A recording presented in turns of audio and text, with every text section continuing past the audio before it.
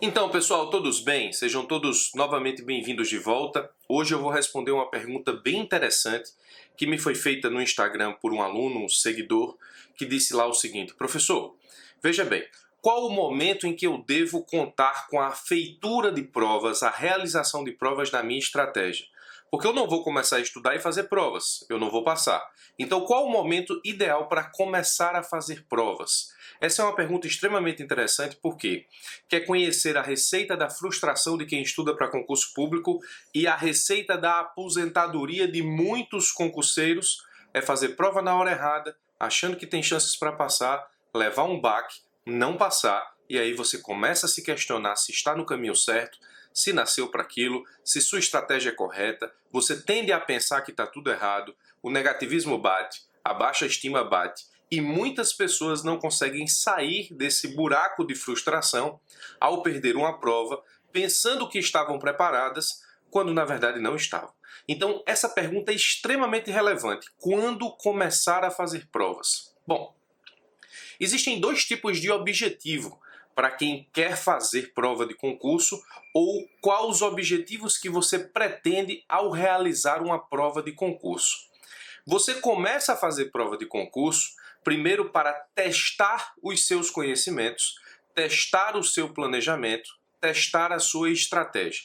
Então, testar os conhecimentos fazendo prova está dentro da programação, está dentro do planejamento, está dentro de qualquer estratégia interessante, correta e muito provavelmente efetiva de preparação para concurso público. Você não só vai fazer prova quando você estiver 100% preparado, mas você vai começar a fazer prova quando você adquirir um conhecimento acumulado que te permita testar esses conhecimentos em prova. Então, fazer prova para testar conhecimento é uma excelente estratégia. Eu só não recomendo fazer prova para testar conhecimento àquelas pessoas que saem da prova arrasadas por não conseguirem passar.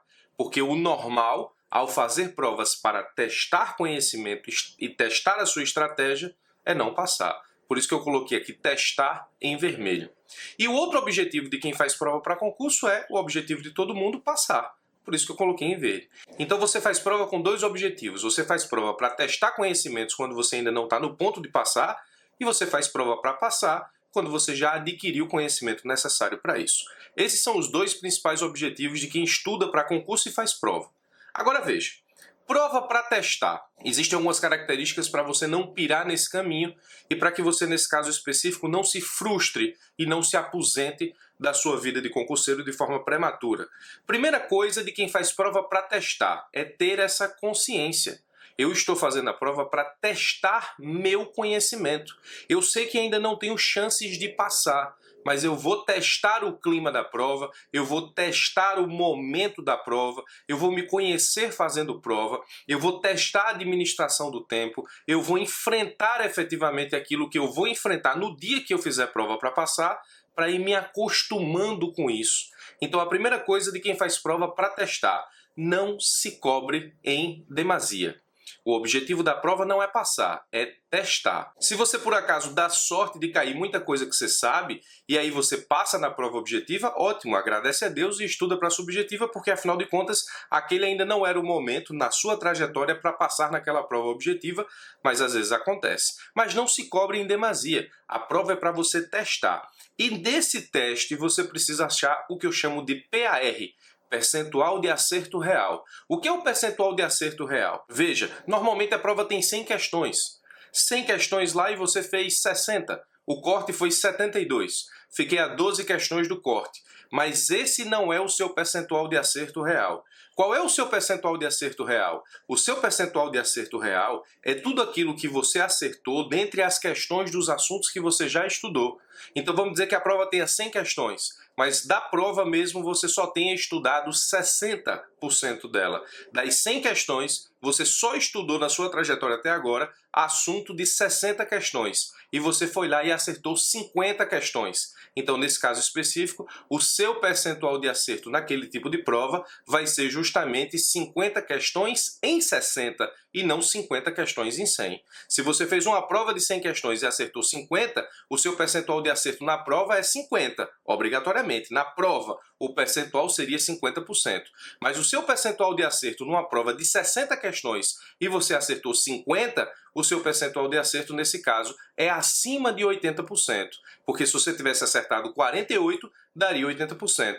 Então, se você acertou 50, você tem um pouco mais de 80%, e isso é basicamente suficiente para passar nas provas de concurso, prova objetiva, no caso, a advocacia pública.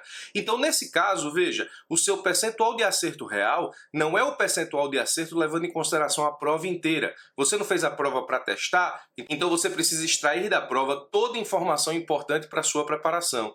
Então, você vai procurar o seu percentual de acerto real. Você vai ver de todas as questões que você respondeu, quais você já estudou os assuntos na sua estratégia. 60 questões das 100, acertei 50. O meu percentual de acerto real é 50 questões em 60, ou seja, mais de 80%.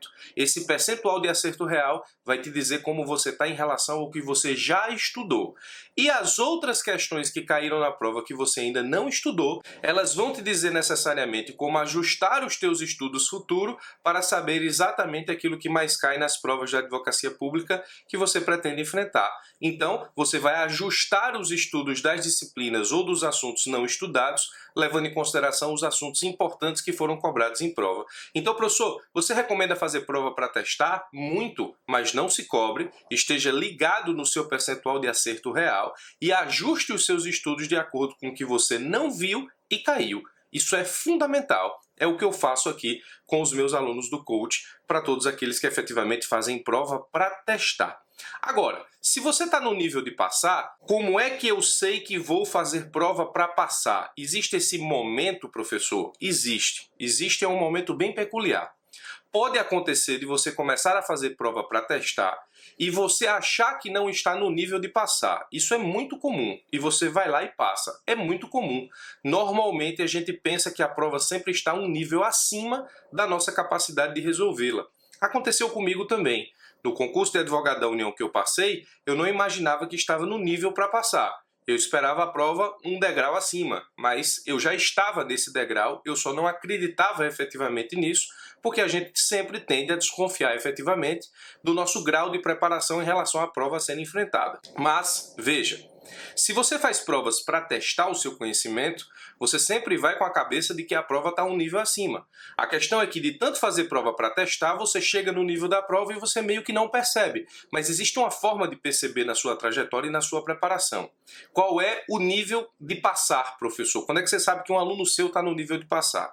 Quando o aluno meu chega no módulo 3 do coaching, por exemplo, onde a gente vai intensificar a questão da resolução de questões objetivas e subjetivas também, ou seja, vamos intensificar a resolução de provas. Se esse aluno acerta mais de 80% das questões em mais de 80% das disciplinas, ele está no ponto para ser aprovado. Esse aluno não depende mais de sorte, necessariamente. Ele depende apenas de controlar o nervosismo e de controlar a ansiedade para a prova. Se você está no nível de passar, provavelmente você acerta mais de 80% das questões em mais de 80% das disciplinas quando você faz o teste das provas. Se você for para uma prova e acertar mais de 80% das questões em mais de 80% das disciplinas, você fatalmente estará no ponto de corte, fatalmente ultrapassará esse ponto de corte e fatalmente será aprovado na prova objetiva desse concurso. Tudo que eu estou dizendo aqui vale para a prova objetiva.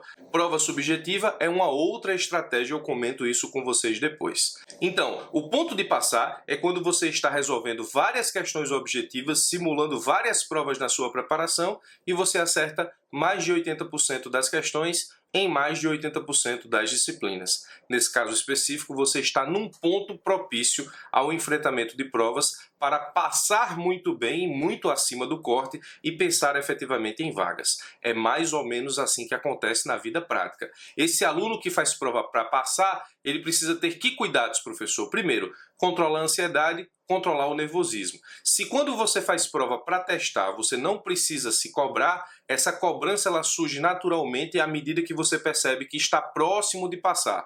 De fazer as provas testando, percebendo que você está evoluindo, vai chegar o momento que você começa a pensar, opa, agora vou começar a passar. E aí, automaticamente, ansiedade e nervosismo acompanham esse processo e acontece, às vezes, de você estar preparado para enfrentar uma prova e passar, e o nervosismo e a ansiedade trabalharem contra e não permitirem com que você desenvolva na prova tudo aquilo que você desenvolvia nos testes. Então tenha muito cuidado com isso.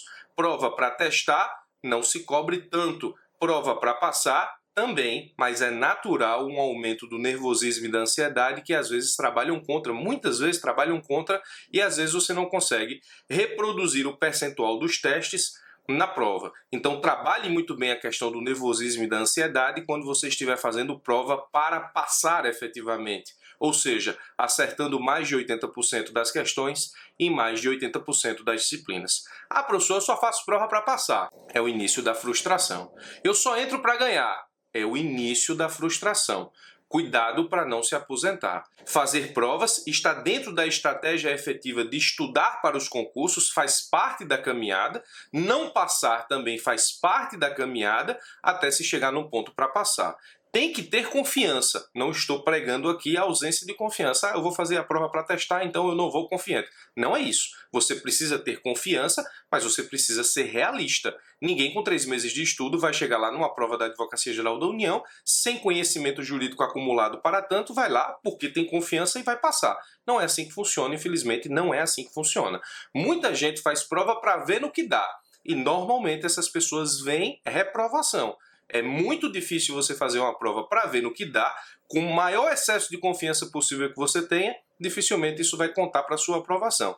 Tem que ter confiança em si? Tem, mas tem que ter conhecimento jurídico acumulado. Enquanto você não tem conhecimento jurídico acumulado, você aproveita essa confiança para testar o clima de prova. E aí você faz prova para testar, sem cobrança, atrás do percentual real de acerto ou percentual de acerto real, e entendendo quais são os assuntos mais importantes cobrados em prova, ou seja, aqueles que mais caem para o ajuste de rota. Faz prova para passar? Então você deve estar no treinamento acertando mais de 80% das questões e mais de 80% das disciplinas, e você precisa controlar muito bem a questão da ansiedade e do nervosismo. Professor, qual é a lógica de fazer provas? Bom, se você não se frustrar e não desistir, o caminho natural é esse aqui. Obrigatoriamente que cada quadradinho desse representaria uma tentativa, mas eu coloquei vários quadrados para que você perceba a alternância das cores. Não necessariamente você precisa fazer tantas provas para testar. Às vezes você faz uma, duas e passa na terceira e assim sucessivamente. Mas o que é que normalmente acontece? Veja, você tem aí quadradinhos vermelhos que são provas para testar. Cada quadradinho que tem uma parcela verde e uma parcela vermelha são os concursos que você eventualmente passou na prova objetiva, mas não passou na subjetiva ou na oral. E os quadradinhos em verde são as provas que você fez e passou ou provas que você fez para passar. Veja que a lógica natural é você fazer provas para testar, depois de um momento você começar a passar nessas provas, pode ser que você passe de primeira numa prova e já tenha todo o quadrado verde, pode ser que você passe na objetiva e perca subjetiva ou oral, e depois, o natural é que você atinja o conhecimento jurídico necessário para enfrentar todas as provas e passar. É naquele ponto que chega onde você já efetivamente escutou essa história em algum lugar.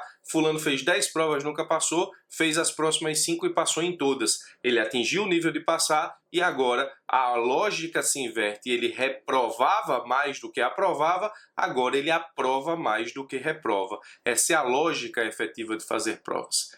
Respondendo ao aluno que me perguntou no Instagram, eu diria efetivamente que você precisa fazer provas para testar, mas precisa fazer provas para testar pensando em chegar no momento em fazer provas para passar. Com isso eu espero tê-lo respondido e respondido a todos os senhores que estão aqui também no YouTube que têm curiosidade para saber sobre essas técnicas que eu aplico inclusive para os meus alunos aqui do coach. Eu sou o Birajara Casado. Se você quiser continuar recebendo vídeos como esse, assina o canal, clica no sino que tem aqui embaixo. Todas as vezes que eu subir conteúdo novo, você vai ser notificado pelo e-mail e também pelo celular. Forte abraço e até lá!